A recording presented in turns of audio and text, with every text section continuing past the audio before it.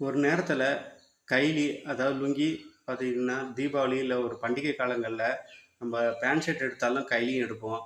அ இதேபோல வெளிநாடுகளுக்கு போறப்பயும் பல பேர் பார்த்தீங்கன்னா, ஃப்ளைட்ல கூட வந்துட்டு விலை உயர்ந்த கைலிலாம் போயிட்டுருக்காங்க. ஆரம்ப காலகட்டத்தில ரூ. 50 ரூ. 40 வித்த கைலிலாம் பார்த்தீங்கன்னா, 600, 700 வரைக்கும் போகுது.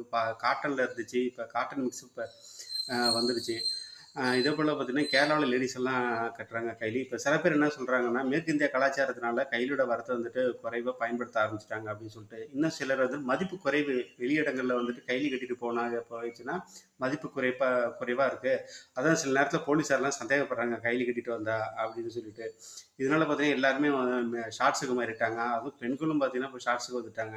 அதுவும் ஃபாரின்ல கூட தாய்லாந்து, சிங்கப்பூர், மலேசியாலாம் கூட கைலி கட்டுறாங்க.